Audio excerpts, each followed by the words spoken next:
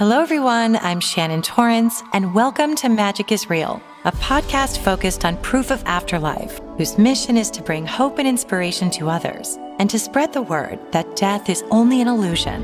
If these interviews resonate with you and you want to hear more like them, you can support the podcast by liking, subscribing, and sharing with like-minded friends.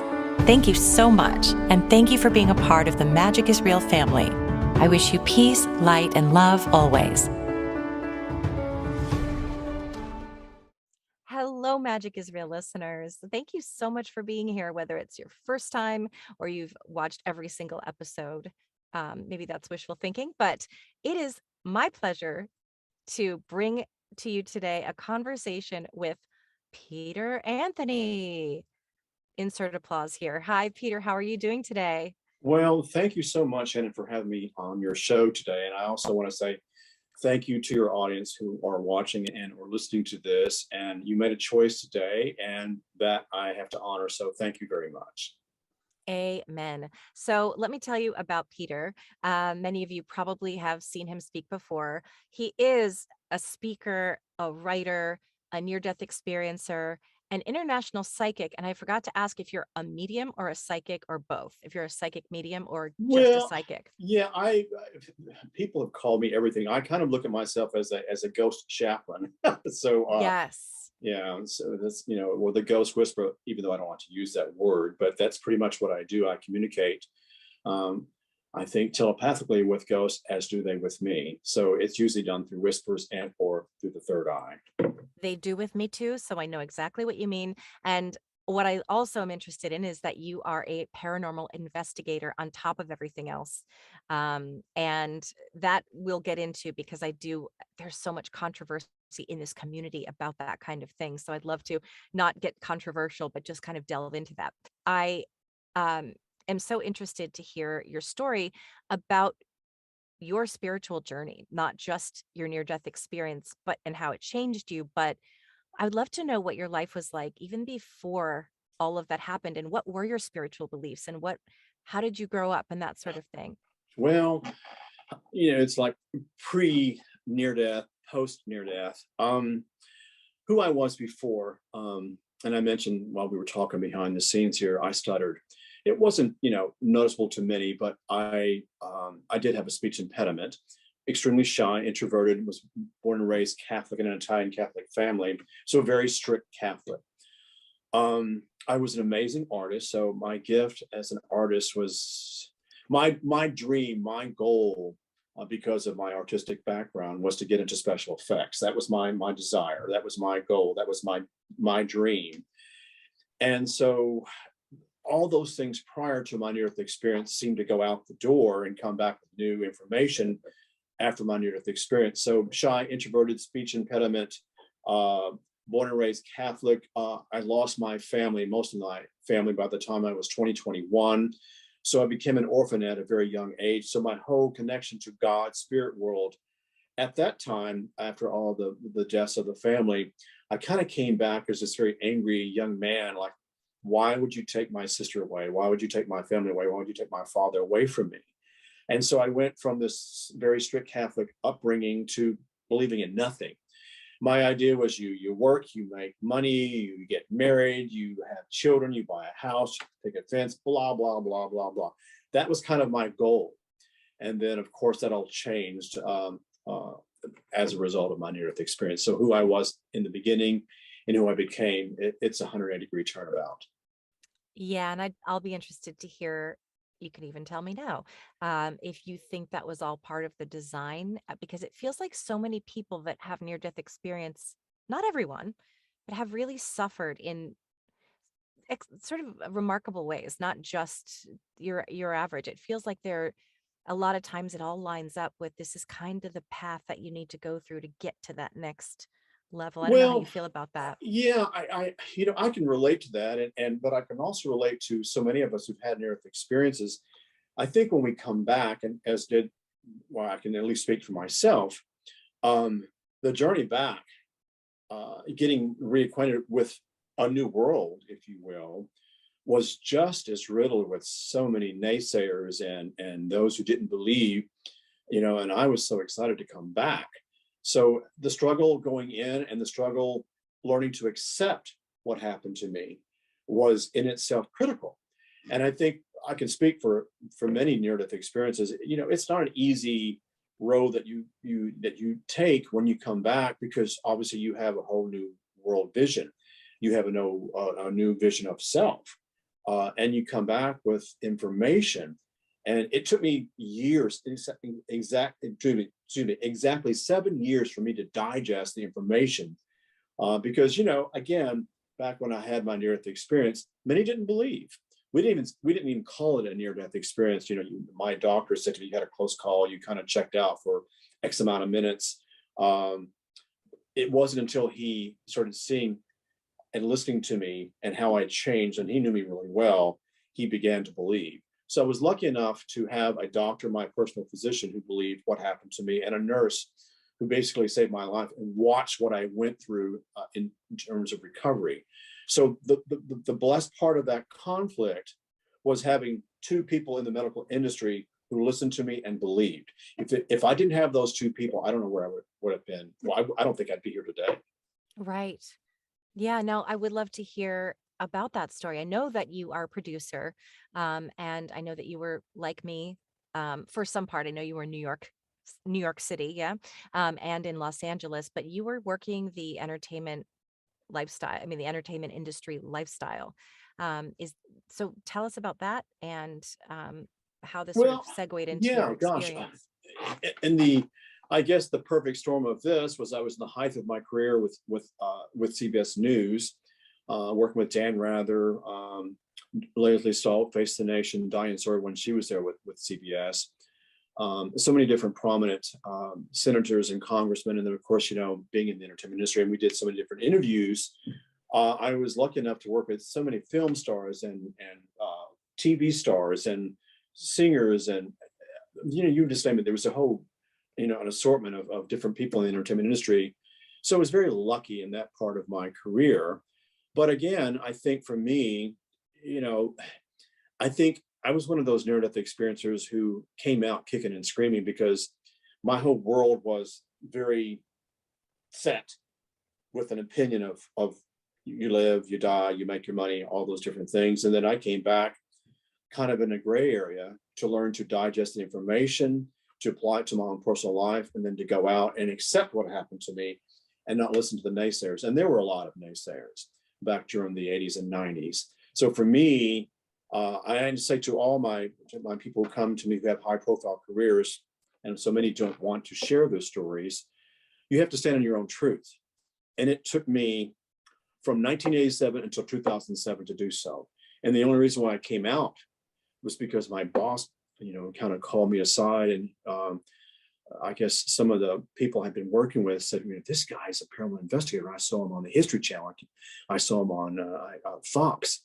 And so she called me in and she said, I need to find out something. And I thought, oh gosh, she's going to ask me about something any other than this. I wasn't expecting Right. that. She said, are you a paranormal investigator? And I just froze. and I said, well, you know what? I said, yes, I am. And she said, why didn't you say anything to me? And I said, I just, you know, I was working Monday through Friday, and I was on an airplane on Friday night to go work on some case, you know, some unsolved murder mystery, and then fly back to late Sunday night. And I did this for years, and no one knew. And then as I climbed the ladder through, I guess, through all the ratings, people were seeing me. And so I thought, you know, I'm going to have to just give her my notice. And I gave her a year's notice that I will be out of here by 2008. I'm going to write a book. And I said, I'm going to move back to California. And she was just stunned. And so I did it. And I exactly 1 year to the day I gave my resignation, I found someone to replace me, terminated my contract, moved not back to Los Angeles, but back into California. And I started with zero. And I wrote a book, and I literally, as soon as it came out, I thought, okay, I had to learn how to do lectures. I had to learn how to speak on camera. I didn't know. I was always behind the scenes. So all these things were all new to me, but because I was so passionate about it, I just kind of swam in the water towards it, and I loved it. Yeah. And so from behind the scenes to going in front of the scenes, it was a journey in itself. So Yeah. looking back at it, did I make the right decision? Absolutely. Mm-hmm. And everything up to that point, from CBS to my years in the television and film industry, going from news to nighttime soaps to sitcom to reality, and then of course becoming a paranormal investigator. It was almost as though something was kind of predestined or pre-aligned for me. And so I kind of look back at my life through the lens of a camera, and it feels as though I was kind of being guided towards this life. And so, as I said, when it all opened up effortlessly, Yeah. key word, then I knew I had made the right choice. That is so cool. I'm not as high profile as you, so I don't have as many concerns about people thinking things. And plus, now I think so many people are awake. But yeah, kind of putting out there that, hey, I'm a medium. I actually don't care. My mom said, maybe you don't really want to post that. And I said, I literally know that this is what I'm meant to do. And nothing means more to me in this world. It brings me so much comfort and joy and peace to be able to do it. I literally don't, if it's not for you, that's fine. You can love me and accept that, and we don't have to talk about it. Or I really don't care if you think I'm crazy. It doesn't matter to me. It literally, and I have built up this amazing community of people like you that do get it. So it doesn't bother me at all. Well, I always say love what you do, and what you love will come along. Yeah. And it took me many years to finally understand that. But I kept repeating, I kept going through the motions. Every day was a step towards freedom, getting out of that world of corporate America. And, yes, the television film industry is corporate. I mean, you have CEOs and those who make decisions above you. And so you have to kind of play that game. And I think so many of us who came back from our experiences, we don't look at corporate America. We look at love, and we look at compassion, and how can we help people, and here's my message. And that didn't resonate with corporate America. So the choice I made to come forward, even going back to getting, I guess, busted, if you will, by my boss, I thought once I made that resignation, I thought, excuse me, I had to agree to that. I knew I had a year or two to kind of end my contract, and it gave me a sense of freedom, and it also gave me a kind of a push out of the nest. Yeah. That's so interesting. Yeah. I think that's amazing that we know we're led, and there's nothing that anyone can say that'll. My neighbors, who are the most beautiful people, they're from Ethiopia, and just a few weeks ago they prayed over me and prayed that I'll Oh, find Jesus. And they don't even know the half of it, half of it, but they're like, "Do you do yoga?" And I was like, "Yeah." They're like, "Mm." Because they're very by the book, and it's and so it was so sweet. It was, and I said, "Absolutely, you can pray for me. Prayer is beautiful, and I'm honored to have you do that for me." But they're like, "Are you a new age kind of person?" And then they immediately were like, "May we pray for you?" And I'm like, "It's fine, because I understand." But yeah, that's so I just love that. So now let's talk about your near death experience. I know a lot of people are in it for the near death experience. So what's your story?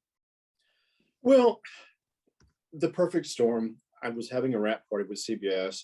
We had finished working on a project with a wonderful celebrity. They were doing, I think, a salute to the MGM years, and then I was invited to go to another wrap party with a special friend of mine at the time, and I knew something was not right, because um, I kept feeling this pain in my abdomen and in my lower side of my stomach.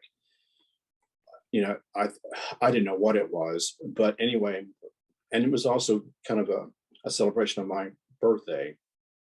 And I went into the bathroom, and I just doubled over with so much pain, to the point that when I felt myself almost crumbling to the floor, I remember bracing myself against the sink, because I knew if I passed out, I would hit the floor, and I tried to brace myself. And I could feel that I was bleeding at the time, and I could see my suit, um, you know, bleeding. I could see it and feel it. And I want to backtrack just a little bit, because on June 4th of 1987, I went in to see a doctor, and I was complaining about some stomach pains, and unfortunately I was misdiagnosed, and they thought I had a stomach ulcer. So they gave me Tagamet, not realizing that I had Crohn's disease and thus the bleeding. And back during the middle 80s, we were in the height of the AIDS epidemic. And I was losing so much weight. And here I was doing martial arts. I ran every day. I worked out. I was in an amazing shape.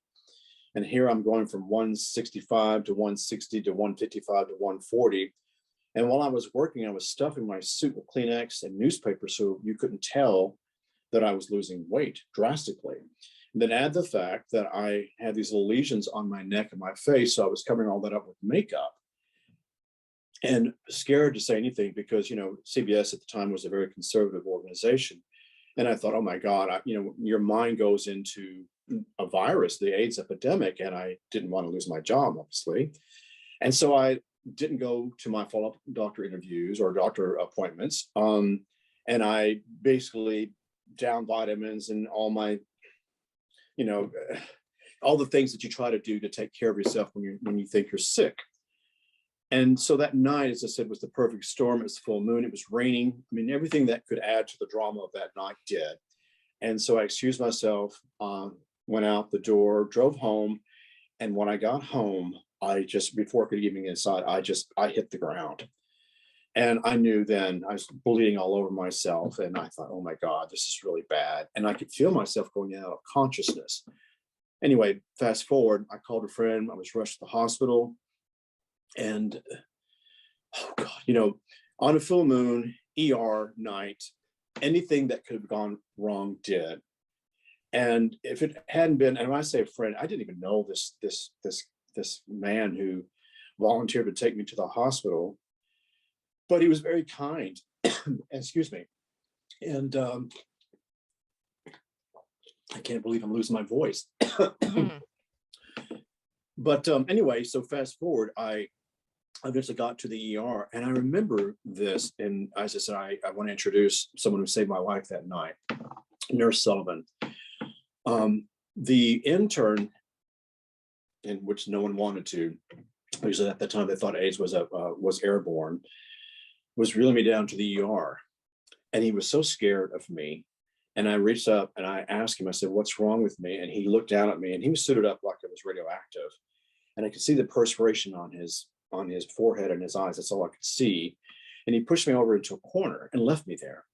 And so here I am bleeding to death. And I must have been there an hour and a half. And this was an emergency exit. And so this nurse came down the hall, saw me in the back near the emergency exit. And she came up and approached me, and she could see that I was very ill. She could see at that time the makeup come off my neck and had these round lesions on my face. And she kind of stood back, and I begged her to help me out. And she did. If it wasn't for Nurse Sullivan that night, I don't think I would have, I probably would have died in that corner by the emergency exit. But she rolled me back to the ER. And I remember there was just a cubicle at the time, and there were patients everywhere, all critical. And I could hear the doctors and anesthesiologists yelling at her. So, "What have you done, Sullivan? This man's in the height of the, excuse me, he was in the AIDS virus, and you've brought him into the hospital, and we don't know how this is being spread, and you've exposed us to this virus." And they started yelling at her, and they didn't want to take care of me. And so she opened up that curtain and she said, I'm gonna take care of you. Not even her floor. So what she did, she came back, brought me a gown, mop, bucket, clean water, soap, cleanse me, excuse me, or clean me off. And she got on her hands and knees and scrubbed all the blood off that floor. And why I say this is such an important part of that night, because back in the late 80s, we assumed that it was either airborne and or spread through blood. So here she is taking care of me and risking her life, not knowing that I had a perforated viscus, not knowing that I had tuberculosis. And here she is taking care of me. And she was the one that brought me to the OR and made sure that I got at the OR. So, to this day, I owe her lots. It's just one of those unsung heroes that even to this day, when we look at COVID and where we are with so many things going around the world, she was that person who went the extra mile to take care of me. And I just am so grateful for that. So I ended up in the OR, and again, we go to phase 2 and what happened. And in itself was just the next part of the nightmare. Wow. That there's so much in that. That's so much trauma and such a different time, but that's a beautiful story. And Well, oh, go ahead. here's the thing about so many of us who've had near-death experiences, and I hear this every time I travel around the world. Oh, I want to have a near-death experience. I want to be so spiritually attuned like you. They don't realize that what we go through to get to that point, whether it's the car accident, whether it's the stabbing, whether it's the falling off of a mountain, whatever it is, burning, whatever that disaster might have been, in itself is critical. So I think for so many of us, when we come back, it's not what happened to us, though that's pretty grave in itself. What happens to us is we have been saved by the bell, if you will, by the divine. And for me, it was a choice to come back. And I think, starting at the tunnel and the life review and having my conversation with God, again, going back to my consciousness at the moment of where I was at that time in life, I was agnostic. So as I said, so for me, there was so much rolled up into that night looking back. So for those who've had any kind of near-death experience, I think the challenge to come back, considering what we had to go through, and to walk, as brave ambassadors of truth, and to share our message, that in itself deserves some kind of applause because it's tough. Absolutely. Yeah. Yeah. There's so many people are traumatized by not only their experience, but having to readjust. And that's a whole other topic in itself, Right. which I've invited my friend Charlie to speak about later because he's a therapist who's going to be doing therapy specifically Oh. for near-death experiencers. And it's a whole topic that I think people don't realize. So at what point, take it from wherever you feel it's appropriate. Did this near-death experience actually occur? When I was in the operating room, um, we were at the critical stages. I mean, I was in and out of consciousness. I remember hitting that operating table, and I had lost so much weight and so much blood, for the last 4 or 5 months, that when they were putting the IVs in, before we were going to operate, I couldn't hold them. They kept just, they just wouldn't hold. So I do remember when they flipped me over my back, I remember the anesthesiologist said to me, "This is going to hurt." That was the last thing I remember until there was a snap, and then we went silent. It was just, noiseless, soundless. And I remember me, Peter Anthony, looking down at Peter Anthony on the operating table, and I could hear the doctors and the nurses and the anesthesiologist's thoughts in my head.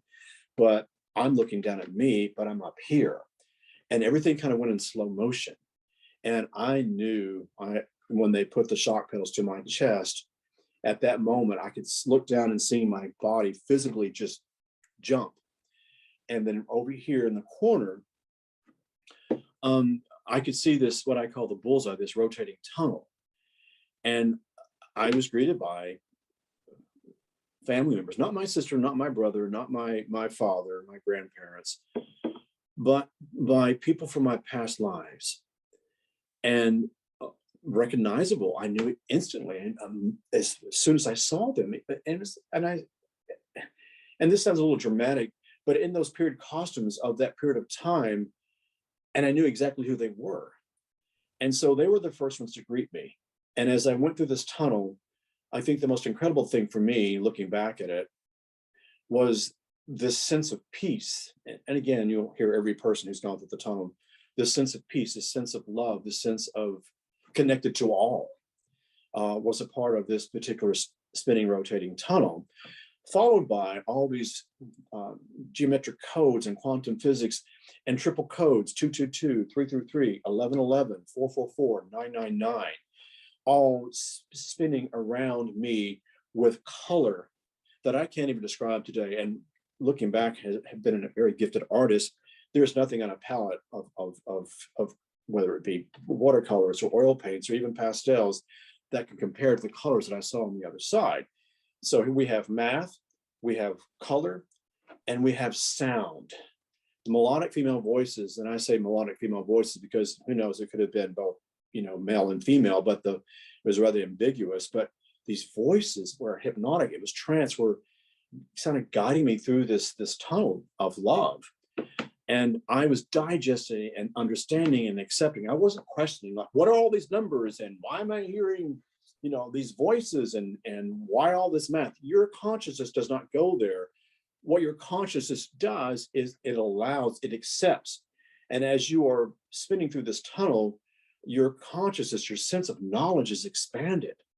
I remember it was though reading the Bible from 0 to 60 seconds and downloading every passage and getting it, whether it was Einstein or Tesla or Edison, whoever it was, all that information was being downloaded into my mind, into my consciousness, and getting it and understanding it and digesting it and allowing it to continue. So imagine the mind of Einstein and Tesla and of God, Cherie and Nostradamus, all in your consciousness, your high school English teacher, all that being a part of your experience. And each thing that you're experiencing, you're getting it 1, 2, 3, next. You're getting the colors, you're getting the sound. And then as I'm going through all this, leading to my life review, I remember coming out of this tunnel and I was in the stratosphere. And that's the only thing I can relate to and to your audience, the stratosphere of, just imagine going to the movies and you're the only one there and you've got this big wide screen and it's just you and this wide screen. But I had this matrix of my life, and I'm watching every moment, hearing every decision, every choice, every yes, every no, every critical point, every good point, everything where I didn't shine, every point where I did shine. It was like boom, boom, boom, getting everything, not criticizing Peter, but looking at me as a person and saying, you didn't shine there. I could hear myself, you could have been a little better here, Peter, or that wasn't nice. You shouldn't be doing that. Almost like you being best friend to yourself, having that conversation with self and not crucifying self, but being good to self and understanding that this moment that you're experiencing where you didn't shine, that you could have done better. And so that to me was freeing because there is no judgment. On the other side, we as humans, as humankind, we judge, we have prejudices, we put into categories. You're Hispanic, you're gay, you're Jewish, you're not Christian, and whatever it is, we tend to put all these subcultures into little boxes, and we don't vibrate to that because they're foreign to our consciousness. Well, there is no gay, there is no straight, there is no white, there is no black, there is no Muslim or Christian on the other side. There's only love. And that's it. And so when you understand that, and when you're watching your life review, and it comes to you as an understanding that this is nothing more than love, and you should learn to love self, then you come to the table with better choices. And that's what I was experiencing. So life review in itself was amazing. I don't want to spend too much time on it because we can go down another rabbit hole of that, but there were a lot of choices I could have done better with.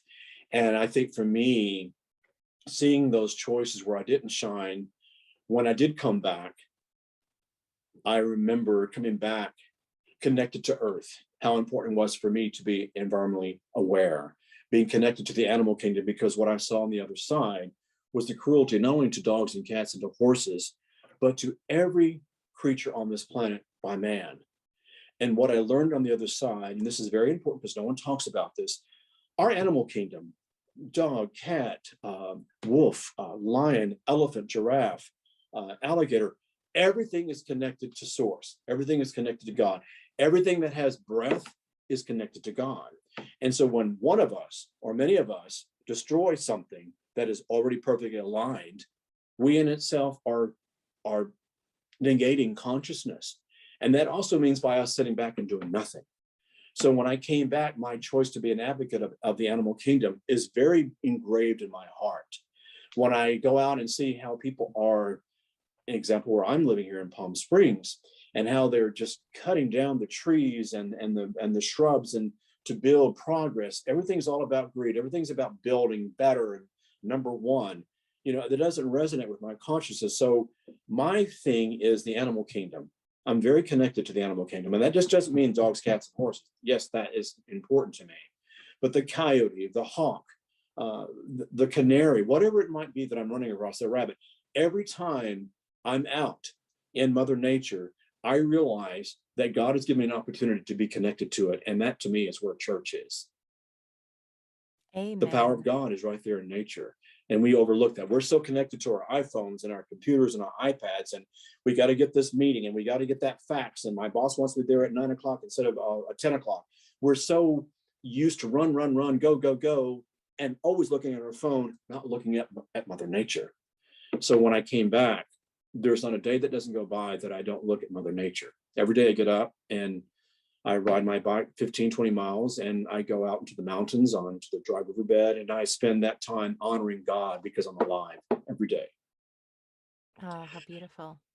Yeah. So I say that with great passion. You can see that is important to me.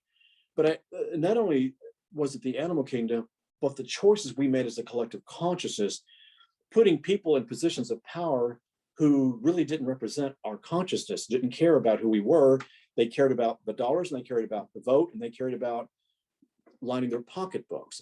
So we have to be very careful with leadership, because putting people in positions of power, and we've seen so much throughout the many years, it's important that we choose people that care and Yeah. not people who care about their pocketbooks. So the selfishness of the political world that I saw on the other side, and there was a lot, and working at CBS and seeing these people coming into the green room afterwards, after post near death, and being able to see the truth of these politicians and these people who were in positions of power, it was very difficult for me not to speak up.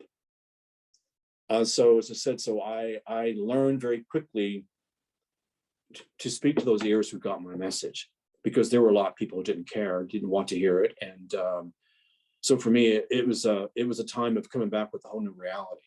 But I do want to bring something up that's very important. Not only did I see where we were politically back then and where we were going for years, but I also saw numerology codes and numbers that I'm writing about in my next book that at the time I thought were these unusual codes, turned out to be, in this last year when we were locked down, as I began to do research as a numerologist, I began to see that these codes that I saw on the other side were cures for leukemia and COVID and cancer and MS. And I saw these numbers and I thought, oh my God, this is what this is all about. And so when we're in a meditative state and we understand how the grids in the body work from the head chakra all the way down to the base chakra, everything that happened to me in that near-death tunnel, math, sound, and color. So if you stop and think about this, if we had to communicate with an entity from the other side, ET, how would we do it? We do it through math, we do it through sound, and we do it through color. And I think Spielberg had it so on with Close Encounters of the Third Kind Oh, yeah. at the top of that mountain. And that, looking back at that, meaning back during lockdown, made a lot of sense to me. So it was like aha moment. That's why it happened to me. So that sound, that color, that math all started evolving around during that near-death tunnel. And it's taken me how many years to finally understand what these codes meant. So Yeah. being a numerologist and astrologer as a part of my new experience, coming back with this information, I just began to research and began to digest and understand every number means something. And if you want to just break it down to a simple mantra, math is an exact science. 1 + 1 = 2. We're not going to go to the number 37. And everything in numerology is about an exact number adding up to an exact number. The same thing with astrology. So when I did come back from this experience on the other side, the first thing I did when I got my vision back, I was blind for many months due to the medications. And I also couldn't walk. I was in a wheelchair for a while. But once all those things began to leave me and I started healing my body, the first thing I did was started reading simple books on numerology. Did I have those codes back then? Absolutely not. So I started from ground zero with basic numerology and graduated to different levels of numerology until 7 years later, I was doing codes, trying to understand why the 1111 occurred to me so often.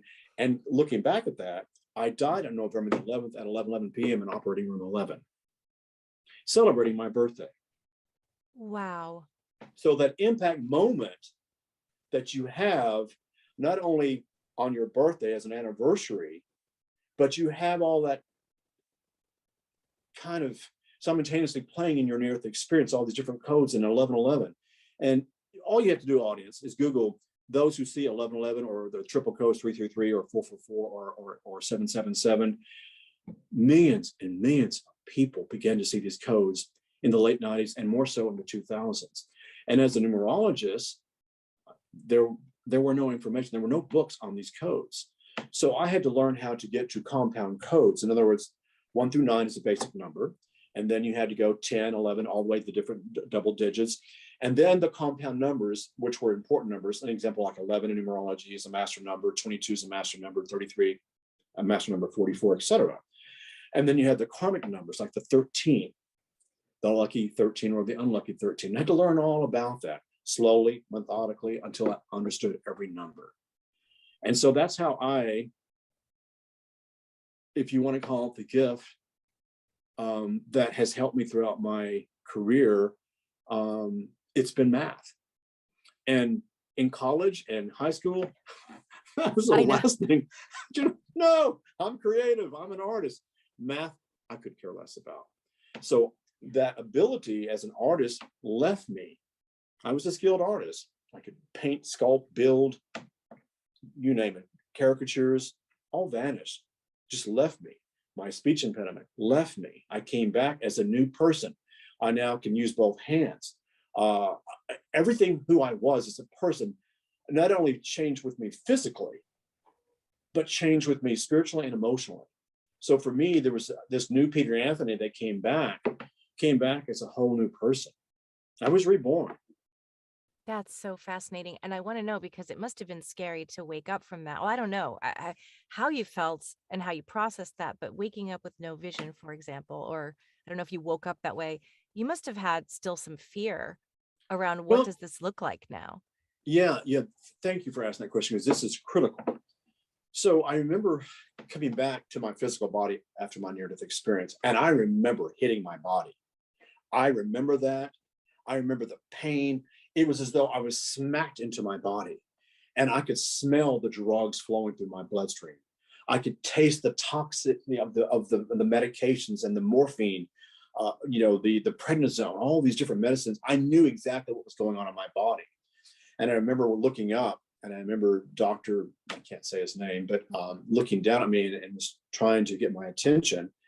And I remember he said, "Can you hear me, Mr. Anthony? We almost lost you." There was no, we did lose you. We almost lost you. Yeah. Um, They don't even know. but I remember waking up, and what little bit of vision I did have, I could see the auras of people, the nurses, the interns, the doctors, the people walking down the hallway. I could see their auras, and I didn't know why I was seeing that. I just, back then they said it was the drugs. But I could see that. But not only could I see their auras, I could hear their thoughts whispering in their head. And I came back excited. And like some eager little teenager, I talked about my near death, like Dorothy from the Wizard of Oz. I saw the Wicked Witch and the monkeys flew out of the castle. I mean, I was so excited to talk about my near death experience and talk about God, who I really didn't care about before near death experience, and was so enamored with my conversation with God, and so enamored with what I saw on the other side and prophecies, what I started talking about to the doctor. I just couldn't stop talking. And I could hear a nurse, "This guy's a nut job," and them looking at me as though I was crazy. And that was where it started, because that journey of people not listening to us, for many of us back in the 80s and the 90s, they just didn't care. You didn't talk about a near-death experience.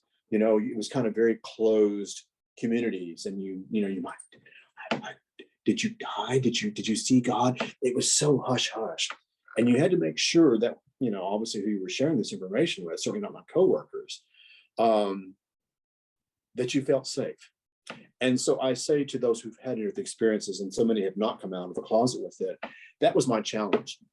I learned on the other side to listen to my aha, my truth. And in the first 7 years, I listened to the doctors, I listened to the ministers, I listened to the people that were supposedly the experts. but no one listened to me. So I had to go inward, and I had to study, and I had to kind of revamp my whole world. Imagine coming back and seeing corruption and seeing greed and seeing corrupt politics and seeing people kill the animal kingdom, and then coming back and watching people in the operating room, excuse me, in the hospitals. And when I eventually got back to work and seeing the truth of these people, what do you do with that? Yeah. And who do you share it with when people don't believe? So the loneliness of that information in itself was a struggle, And we and didn't so for have me, it internet. was like, what do you do with this? Yeah, like back then we didn't have computers and internet. And so you didn't just Google who else has had this experience. You went to the library. Yeah. That's what I did. The Dewey Decimal System. Yeah. And then as fate would have it, I always say, for every conflict, there's a miracle. It took me 7 years to process, and I just stopped talking about it. I thought I went to every priest, I went to every minister, men and women of the cloth, you name it, psychiatrist, therapist, you name it. I was just trying to get proof so I wouldn't feel like I was crazy. And no one supported. I had a girlfriend at the time that believed me. I had my own personal doctor that believed me, and Nurse Sullivan. That was it. But that's all I needed. It only takes one person. And so I built my whole new world on those three people, and slowly went out into the world with a message. And I knew what happened to me, and I was not going to stand away from that. So eventually I found the right people. And so here's something to your audience. Because I had studied numerology and astrology for 7 years, and when I say I studied, I mean I immersed myself, because I had no life. I went to work, I worked out, and I went home. That was it. In complete isolation, complete loneliness. I really wanted someone, as a group or as a friend or something. We didn't even have, the near-death association groups back then. I just wanted someone to hear me, and that didn't happen. So as it goes, I got a phone call from a homicide detective, and they were working on a case that involved numerology, and working on a case that the victim they discovered on the crime scene, or at the scene, who had been killed, was the special effects. So obviously I was the right candidate, right? Now, I had never worked with the police department before. I had never gone forward with my intuitive knowledge to help anyone else. So I had to go test the psychic with this policeman, or this homicide detective, in an empty parking lot behind Barnes and Noble.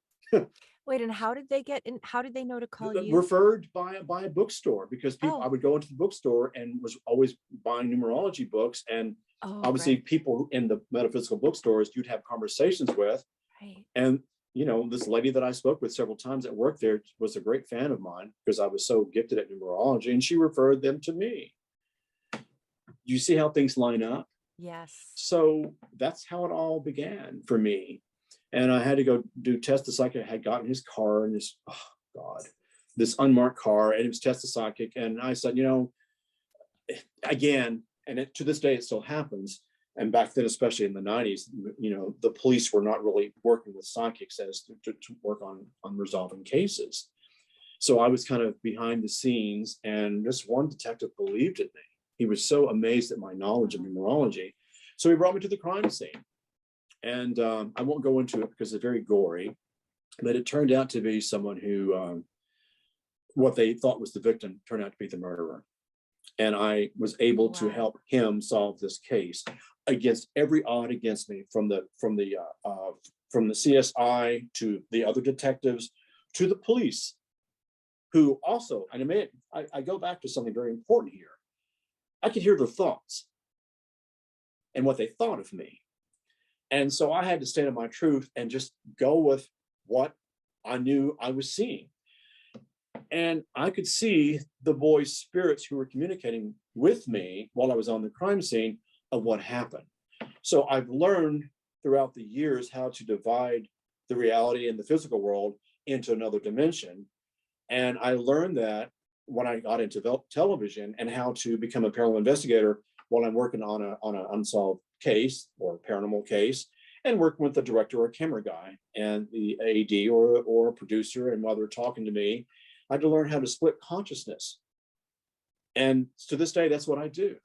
Did you figure that out just trial and error, kind of like the trial and way. error. Yeah, I was going to say, as a medium, I learned to be I learned to develop my mediumship skills. And someone's like, but how did you learn it? I'm like, by being wrong. I mean, by practicing reading people. That's the only way Hmm. you learn the feelings, and it's a learning a language. And so I wondered how you perceived the souls involved in these cases, for example, and how you perceived them, and also how you perceived the telepathy. Was it just like when we do mediumship, where it's not? Do you actually, you Peter, actually see them with your naked eye, or yeah? That's what I wondered.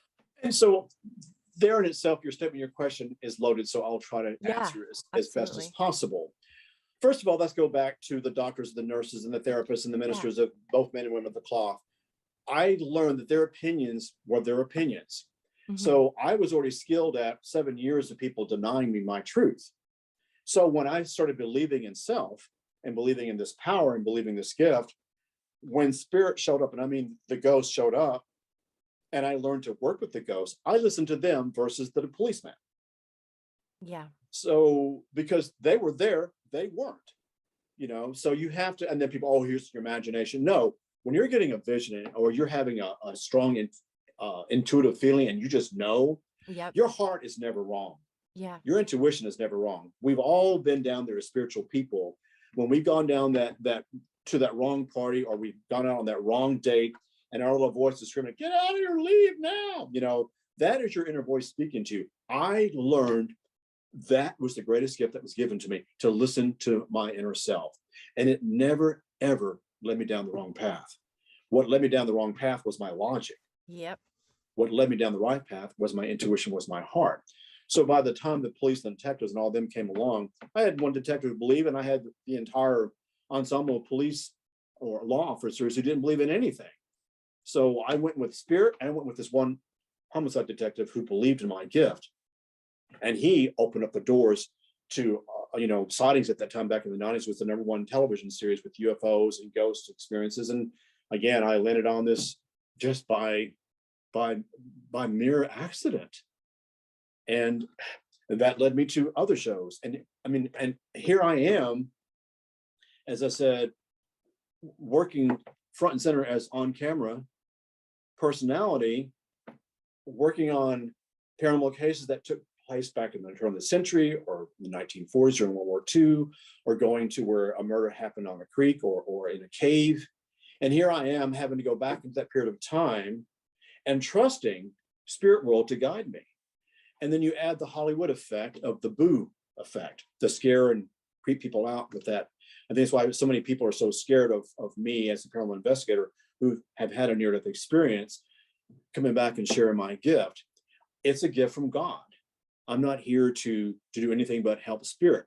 And if you understand anything about the near-death world, they haven't gone to the white light. They've not gone through the tunnel. And so when I show up, what they see, if you understand how the grids work on the body, I am showing the yellow aura, the solar plexus. There's a bright light coming out from me, physically, if you will. Mhm. And spirit world is seeing that bright light. So they are attracted to that person. And that's how they start communicating. And you start this dialogue back and forth here.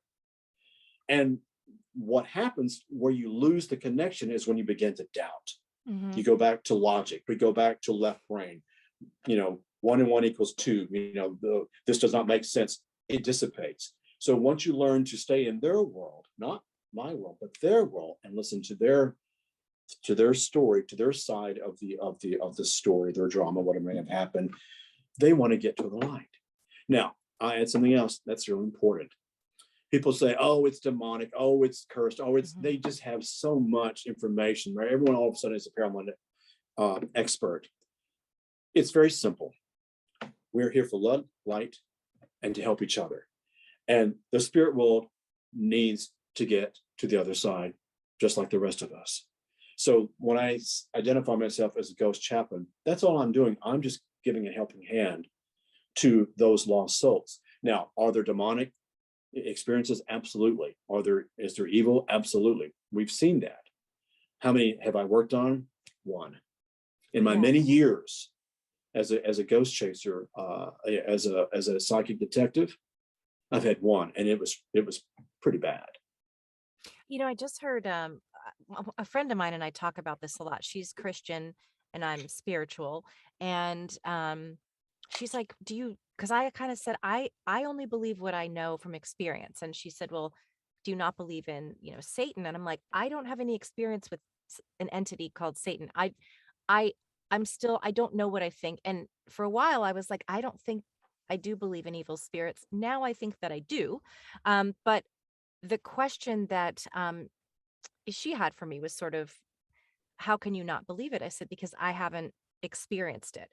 But Matt Frazier, the medium, the other night said in one of his videos, which I loved, because I said, I haven't experienced it as a medium. I only, it's light and love. And I ask for that. And he said his opinion about it is that if you are love and light, you're not necessarily going to attract, they can't meet you where you are at that level. That's Absolutely. why you're safe as long as he's like, obviously if you're summoning, it's a different thing, but I don't feel scared at all about attachments. I mean, but I'd love to hear all of, I mean, we could go on for hours about it and I won't make you do that, but I would love to hear sort of, yeah, your take on that, because I just don't feel in danger of a negative attachment by doing mediumship work. Well, I think for me, and I think this will make sense to your audience and it will make sense to you, everything was frequency. Yeah. Think about that. Okay.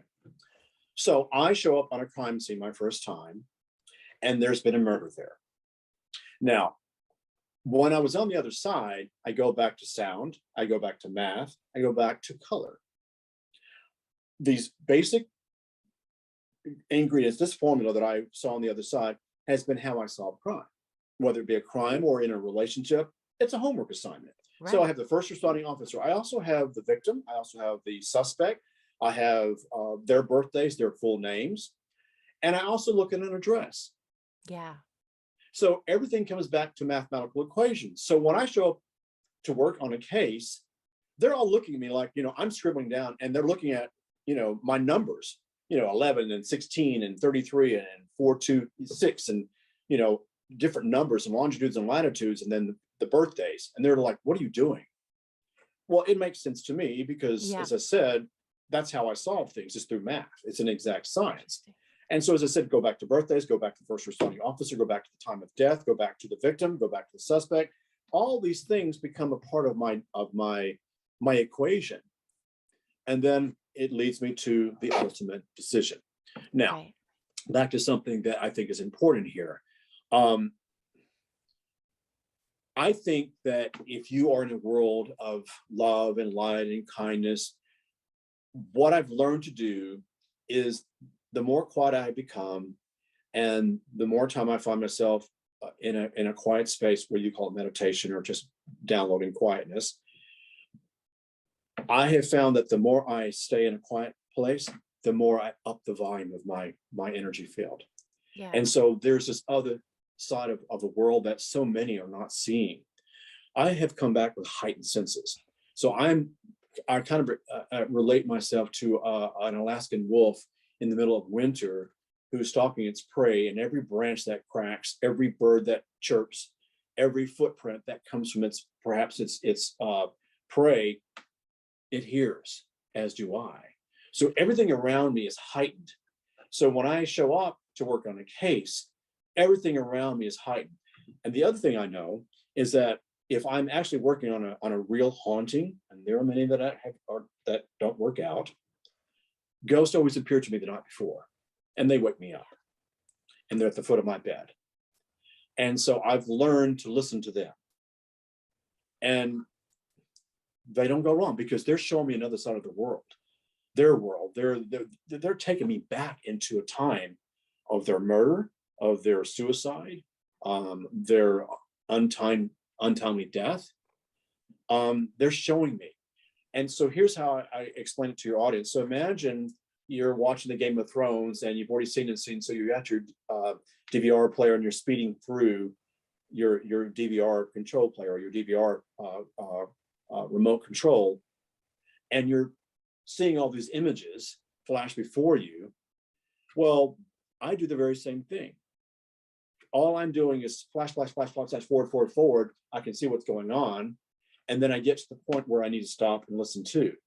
And so what happens, the more gifted you become in your trusting self, your inner self, when they present you information, and sometimes it's rather odd, it's rather erratic, it's kind of mind-boggling, you listen. I worked on a case this past, before COVID, was 2020, 2019, and my first negative entity. And when I showed up, and this was July 4th, and we went there kind of sneaking on crew to get some just some outside shots. You know, we were doing some exterior shots just to see kind of what we're going against. And there was nothing going on. I didn't get a sense of anything. And then at 8 o'clock that night, we were all having dinner, and then he appeared to me at the dinner table. And he said, "Go to 13." And I was like, "What? Go to 13?" I had no idea what he was talking about. I told the producers, I said, "I need to leave now. I'm being called." And I walked around the grounds until I found suite number 13 or room number 13. Oh, okay. And there he was. So that's what I said, though, you get this cryptic information, and your job is to not to doubt it. Go back to the near-death tunnel. You allow, you accept, and you are guided by spirit. And that's what I've done throughout my many years. I listen to them, and you trust. I won't go into the gore of what happened because it was pretty grueling and pretty frightening. But it was the only case I've worked on that was, I look back at, and it kind of freaked me out. Right. Now was that, oh, go ahead. I'm go sorry. ahead. No, go. You ask your I question. did want to ask about that. I don't know if this particular entity or soul was the soul involved, but I guess the question is it the soul that's is it the soul that's inherently evil, or is it the circumstance surrounding the soul that Okay. creates the So negative energy? thank you. It's an excellent question. And thank you for bringing this up. No one has done this. So I appreciate that question. It's a brilliant question. So I'm going to use Rasputin. I'm going to use Caesar. I'm going to use Adolf Hitler. So suppose Caesar and Rasputin was nothing more than Adolf Hitler. We come back, and I go back to the tunnel. I was greeted by past lives from 15, 16, 17, 1800s. And so as we reincarnate, the whole purpose of reincarnation is to elevate one's consciousness, to elevate one's soul purpose. And if you've come back and you're not doing so, evil is to become less evil, and to constantly throughout its, I guess, its rebirth or coming into its next level of lifetime, is to up the consciousness. And if they fail to do so, then evil becomes evil. Does that make sense? Totally. So when you have an example, I've always said, and everyone laughs at me, I believe in my heart that Joan of Arc became Queen Elizabeth I, became Princess Di. Interesting. And so when you look at these women, iconic figures throughout history, and you start seeing similarities in their numerology birth charts, and they've come back with the same lessons and come back as women against the church and against, its own parliament, and still stand in their truth. So think about this. Joan of Arc said, "I answer to no one but God." Queen Elizabeth said, "I answer to no one but England." Princess Di said, "I answer to no one but myself." Oh, wow. Progress of self. Yeah. So if, many people will disagree with me. So when we go back to evil, if evil doesn't transform itself, evil comes back as evil. I've never heard that before, and that's so interesting. So let's look at something else. Obama, felt connected to Lincoln. Mm-hmm. Tall, lanely senators from that area of the USA, right? There was some kind of connection. Now, whether he was Lincoln himself or whether he was worked with Lincoln, who knows? But there's a strong connection there. And he came back with the same values, and he just motivated so many different people. But the other thing too, like Lincoln, he came into this world with an authentic message.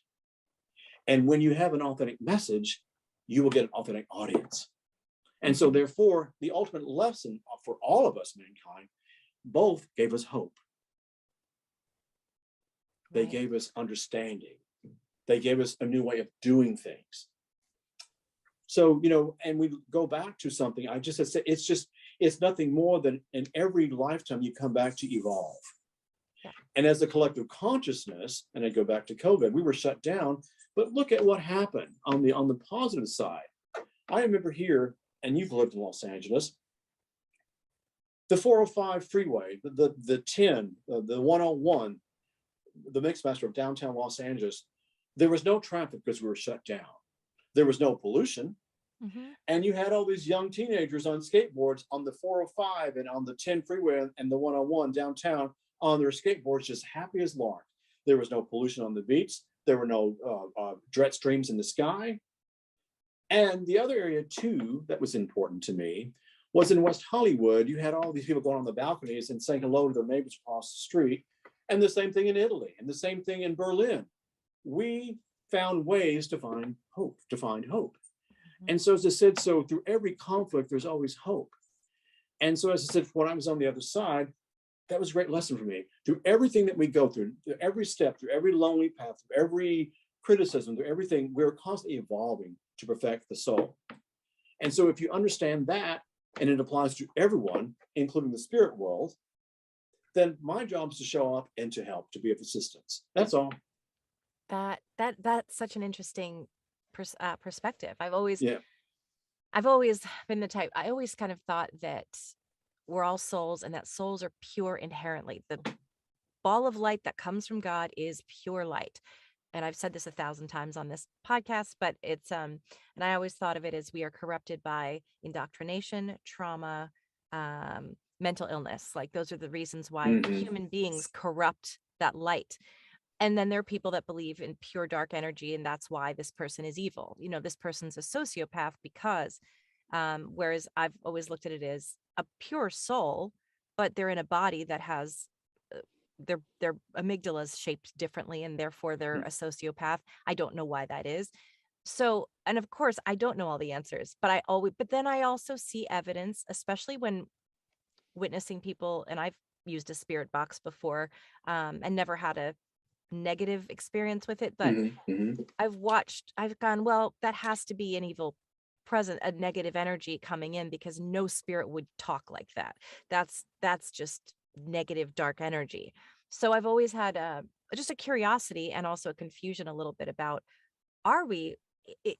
all souls are pure, they're corrupted when we become human, and then but what is that dark energy source, and where does that come from? And is there, how they talk about there's God and then there's Satan, which is that's one belief. And I'm like, I just don't see it as that. I kind of want to say black and white, but what do you think about Well, that? so there's I can go I down know many there's, rabbit holes with this, so I'll just yeah, talk and see where it goes. First of all, when you're on the other side, and we go back to gay and straight and Christian versus Muslim versus all that, there's none of that. There's nothing but love. There's nothing but kindness. And there's this overwhelming sense of to be of service. That's what you come back with. That's it. We live in a very complex world, but the bylaws of God, universe, the ascended masters, and I do believe in all that, are simple: love, kindness. We're here to help. That's it. And where we get lost along the way is through media. I talked about the boo effect from Hollywood, so we've been conditioned to believe that everything that's haunted is bad because that's ratings. That's scare our audience, and we can bring in, X amount of millions of dollars. So you have to kind of like dig through all that stuff and find your own truth. We all know within self when we're doing something that's not right, when we're in a relationship that's not right, when we are being mistreated by a boss, that's not right. Our aha right here, the solar plexus pings us and says, this is not serving you. Where we get caught up, and I'm guilty of this, is by the opinions of those people who are the experts. It was difficult for me to come out of the closet with my near-earth experience because the doctors, the priests, and the ministers, and the therapists said no. So they were the legal experts. They were the practitioners of medicine. They knew, I didn't. I was just, some kid that had a near-death experience. No, you have to understand, these near-death experiences happen to us because we have come back during a time now that's critical, where we are seeing, failed leadership in our politics and our churches. We're seeing the failed systems of our education system, of our obviously the pharmaceutical companies and the World Health Organization. There's so much doubt around us. We don't know what road to navigate. And so I think why near-death experiences become forward now is because our rules, or the bylaws we learn on the other side, are simple: love, kindness, and to give a helping hand. And that's it. There's nothing else. You're not here to judge. You're not here to condemn. You're not here to take their piece of pie away from them, though that's certainly what's happening here in this collective world. So I think what's important right now is to keep it simple. With me, I lost my sight. So every day when I go out and take my 15-mile bike ride, I'm able to see the mountains. Thank you, God, for allowing me to see. I was in a wheelchair. I couldn't walk. The doctors basically said, we don't know when you're gonna be able to walk again. For some reason, you've had all these horrible reactions to all the medications, the prednisone. I should not have had 3 weeks of prednisone, have crippling arthritis, but it did. I learned back then, looking back at that, you've come back from a new world as a near-death experiencer, and they are cramming your body with all these toxic medications. Why would my body not respond? I came back, as I said, as a new birth spirit on this planet, a walk-in, whatever you want to call it. And here they were just feeding my body with all these toxins. And so, of course, I had a reaction to all these medications. It was me who weaned myself off the pain pills and the morphine and the prednisones and the cortisone drugs and the sulfur drugs. I learned from the other side to listen to the spirits of the doctors who would come to me on my bed while I was recovering, and they would tell me how to wean off the medications. So my girlfriend at the time would come in, and we would take the medications, especially the prednisones and the morphines, and we would just basically put it aside. And I would say, okay, so I need pure garlic, I need pure aloe vera juice, I need berry, I need hackle, I need what was the other one? Thistleberry, all these different things. These doctors were telling me what to do, so I weaned myself off the horrible medications a little bit, and then started implementing all these homeopathic remedies. And I started learning to visualize a healthy body, being able to see again, being able to walk again. That became a part of my new diet for Peter Anthony. And I remember my doctor said, you'll never walk again. I remember he said, you have 3 months to live. It was all this negative. And I thought, well, while I was on the other side, that's not what I saw. I saw myself traveling around the world, speaking and writing and doing radio interviews and TV interviews and spreading a message of hope. So I had to learn how to, okay, that's your opinion, Yeah. but that's not how I see it. So I remember when the doctor said, we don't know what we're going to do, about your legs. We cannot get any movement back in your legs. It was just this whole, doom and gloom. But I remember I said to him, I said, I will walk out of this hospital. I will walk out of this hospital. I was there, 3-4 months later. And I remember the day I checked out. Now, did I walk? No, I hobbled. But I had a best friend and had my girlfriend there. I was on their shoulders, and my legs, as weak as they were somewhat walking. And I looked at that doctor at the elevator. I said, you see, I'm walking. And that's what it took for me. It took that one moment of believing that I could walk again. That was the moment in my life that said, you can do this. You can do this. And if it weren't for Nurse Sullivan coming to my house and taking care of me off the clock, and her daughter Patty doing the same thing, coming over and bathing me. I didn't have any family. There's only so much that friends can do for you. So if it weren't for Nurse Sullivan and her daughter Patty, I don't know what I would have done. So you see, so you go back and you honor those who helped you. And so every day I go back on my bike ride. Thank you, Patty. Thank you, Betty, for all those great things you did for me. Thank you for my friends who helped me during that critical time in my life. Thank you, God, for letting me see. Thank you, God. I can't run anymore like I used to, but I get on my bike.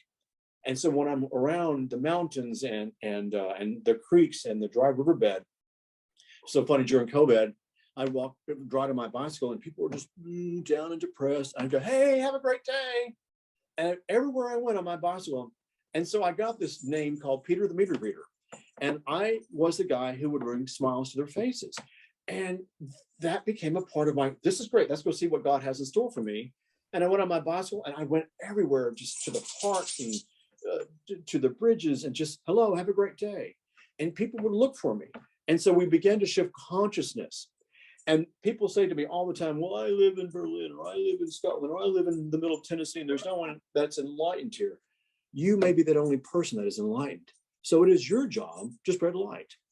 And so that's what I did. I'm not going to let these doctors and these, especially during that whole political mishap that was going on with the drinking the plate. It was like, what are we doing here? You keep it simple, and you just come from a place of love. And that sounds so airy-fairy. I get that. But if you're coming from a place of love, you're elevating your chakras. Yeah. And you're connecting to spirit world. And why would not God provide the people in your life to bring smiles to? You know, it's just, that's, I look at it this way, and you might get this, you know, being in the television film industry. You and I are experiencing our own mini movie. And those extras and those day players and those principal players, you know, can change at any moment. But that movie without the extras and those day players and the principal players would not be as important if we didn't have them. So imagine the Lord of the Rings, if we didn't have the orcs attacking the castle, and we just didn't do that. We got rid of them. And that's why we didn't have the love affair between the elf and the human. We got rid of that.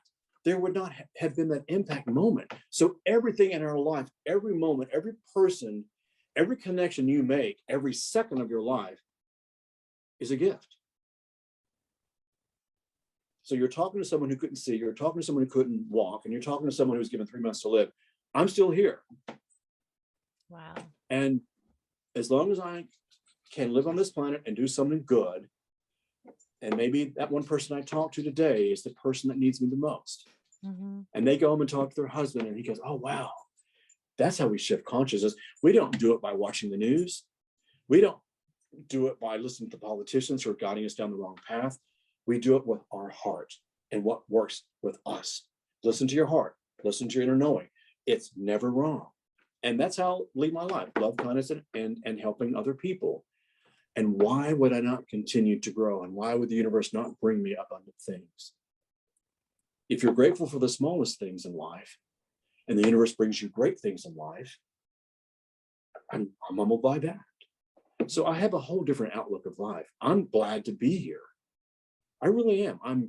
I'm glad to do an interview with you, because to me, it's like, wow, what a great way to connect with another person who's evolved another place in the United States, where you and I come together, where two or more gathered come together and speak truth.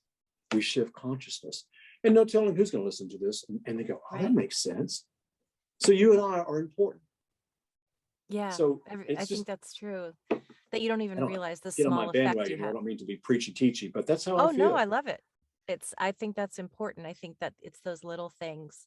And I realized, you know, I had seen this good news thing on Instagram, might have been Good News Movement, just about how just when you walk by someone and say, hey, you look beautiful today, and people would just people would go, well, thank you. And I realized I do that I've always done that, just inherently, because I'm just a effusive type of person who likes to connect. But if you say that to, maybe someone's having a bad day and you didn't know it, and maybe you said, you know what, you look beautiful today, or you seem like a lovely person, or just a thank you. Whenever I talk to customer service, they always say, how can, is there anything else I can help you with? I say, yeah, you can have a beautiful day. And I always say, and don't let anyone bring you down. Don't let anyone's negative attitude bring you down. And, if that made them have a better evening when they went home, and they carry that to their kids or their partner or whatever, and then maybe they, you don't, not that that's why we do it. I do it genuinely and without thought, but you come from an authentic place. yeah. And I go back to that movie. Today, your movie, responsibility, your main character today, that scene you have is with that person who's working at the pharmacy, or that person who has had 40 bad customers on cable that day, and you're that one shiny person that comes in and makes them feel good. You see, that's how you shift consciousness. Yes, they're going to have 40 bad customers, and all of a sudden you come in and you're the light at the end of the day. I cannot tell you how many times talking to cable where I've had that nasty agent, I thought, okay, Peter, 5, 4, 3, 2, just bring your best out. And then that conversation just goes down another path. Yeah. I had something to do with Amazon across the globe here, and with this guy from the Philippines whose name was Tom. That was his American name. Yeah. And there was a breakdown in communication. But we started talking and we were going over the account and what have you. And then he recognized who I was and he started talking to me. He went out and bought my book and he wrote a Wow. review on Amazon. And Wow. so you said, so you don't know that moment in life that comes along is your moment to connect with someone way over the other part of the planet. And you are that light and he is that light, and your light comes together, explodes. Again, shifting consciousness. And so for me, there is not a day that it doesn't go by that I say, okay, God, let's go see what you have planned for me today. And by me saying that, I know that every person is my homework assignment that I come across. That's it. So how do I make that a great special moment? And Yeah. you're that person for me today. Because tomorrow when I get up and do my bike run and I go to the dry river bed, I'll be saying, thank you so much, Shannon, for being a part of my day yesterday on Wednesday. That means the world to me. And may your world be filled with happiness and greatness. And may all those things that you desire come to your doorstep. Amen. And you keep it simple and you go to the next person. I do this every anniversary on 11/11. I go off somewhere and I do my gratitude. I do my homework assignment of where I didn't shine for that last year, those moments of talking to the cable guy, or maybe I had an incident with a neighbor, or who knows what may have happened. And I go down and I ask for forgiveness of those things. I do an inventory, a strong, thorough inventory of those things where I didn't shine. Then I do my projection list. Thank you, God. I would love to be able to work on more radio interviews and get the message across. I would like to travel more and be able to go in and talk to different people all around the planet. In your name, I ask, Amen. And I 11/11 to 11/29, I do that because when 11/29 is when they came in and said to me that I may not walk again or may not be able to see again. And here I am, walking and talking and seeing and sharing a message. So you know what I said? So we can do one or two things. It goes back to choice. And I'll learn on the other side. Do you want to go back? The voice said to me. Do you want to go back? I was given a choice to come back. Yes. And here I am. And here you are. And here we are together talking about something that many years ago, the doctors and the ministers and the men and women of the cloth, the priest said would not happen, and that I needed to shut my mouth and go about my day and not make any waves. I don't live like that anymore, nor should any of us. I've learned to walk in my truth. I've learned to speak my truth, and I try to say it as best as I can. And if those ears and eyes don't get it, that's okay, because someone over here might.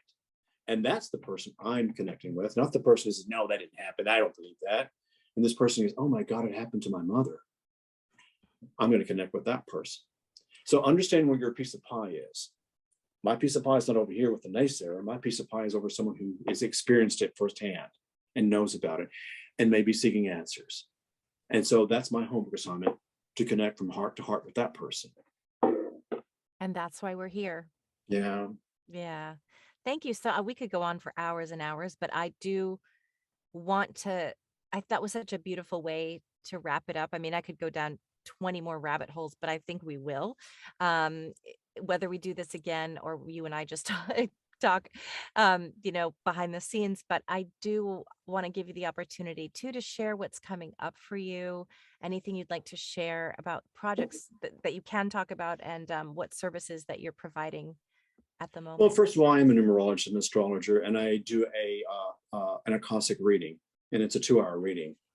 And it helps people to find out why they're here. People think they're here because of money, and they think they're here because of relationships, and those are all peripheral things. Yeah, those are great and wonderful. But before you come into this particular frame of life, you've chose your authentic purpose. I cannot tell you how many actors should have been accountants, and how many accountants should have been actors, and how many people should have been singers, or this person should have been a counselor. Sometimes we get into the wrong career. So my thing that I'm really good at doing is helping people find their authentic career. And then with that, their authentic purpose. Because I think if you love what you do and do what you love, why would you not be serving on this planet? So I teach people that. I'm working on can't talk about it too much, but I am working on something that's pretty incredible. It's a docu-series. And I'm taking numerology as a stepping point of how media and politics have basically influenced us and how it affected our pop culture. Oh, that's so interesting. Yeah. So that's something I'm working on with some producers right now, and we love it. My next book, The Accidental Prophet, will be coming out. I'm short of 100 pages from completion. My current book, Keymaster, and my website is www.theaccidentalprophet.com. Just go into my website and look at every show I've done, every paranormal show I've worked on, every article I've written. I'm very proud of the fact that for many years I was denied by the medical industry, and yet Johns Hopkins during COVID had me write an article about my near-death experience. Oh, wow. So on the anniversary of June 4th, 1987. So if that's not a sort of a thing from the universe, what is? So I realized, wow, you just never know how things can come full circle. And I had reached a point of, I think for so many of us who've gone through this, full circle. Yeah. As I said, I look back at those doctors and nurses and the men and women who called through denied. And all of a sudden it was kind of, not that it was anything of to build my ego and say, yes, I did it. Right. But as a pat on the back, you believed in yourself and you kept going.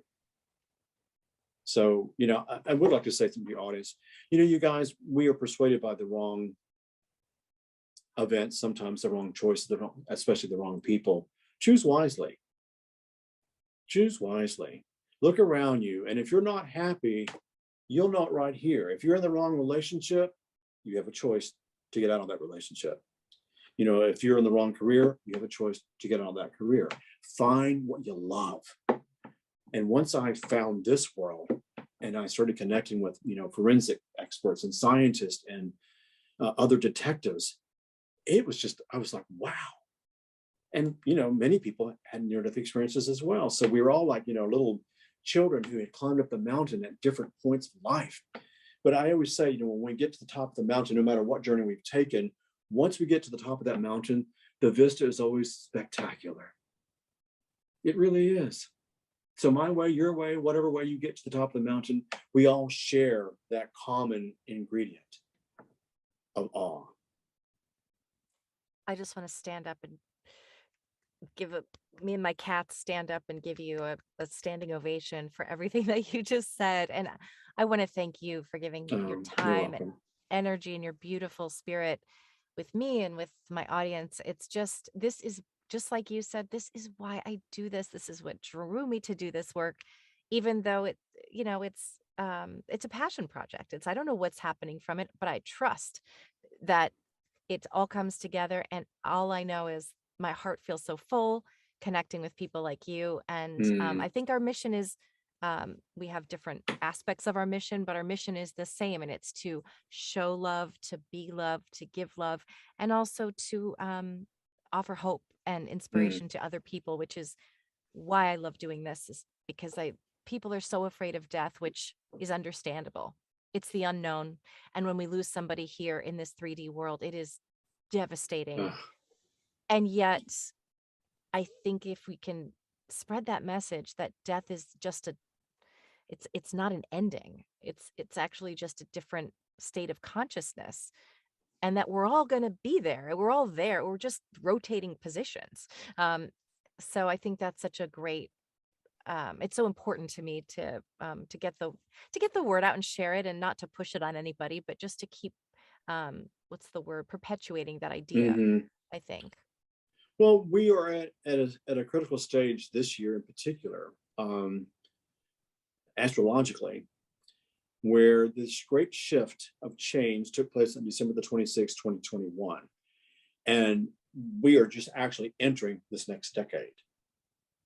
And so where we are right now collectively is kind of a repeat pattern of what happened to us in 1965. It's called the Age of Aquarius, identical. If you look about where we were in 1965 versus the Camelot era and the end of the Kennedy assassination and the Doris Days and the Rock Hudsons, and in 1965, Janis Joplin and Cher jumped on the horizon, and Beatlemania and Motown, all those things just collided into new revolution, the hippies. We went from suits and ties and gloves to blue jeans and long hair and no makeup. That's exactly where the same pattern. The next 10 years of our life is evolution or revolution. That's it. We either get it or we don't. And I think why you are critical to this particular time in life is you're bringing other messengers on this planet to share information. And again, maybe not your entire audience will get it, but if only one gets it, you and I have done our job. Yes. Thank you so much. I look forward to seeing what you do and to being in touch. And I'm just so honored that you are here with me today and Thank to you. share your It's my message. gift. I'm Oh, so thank you. It is thank truly you. an honor. And thank you so much. My pleasure. Thank you.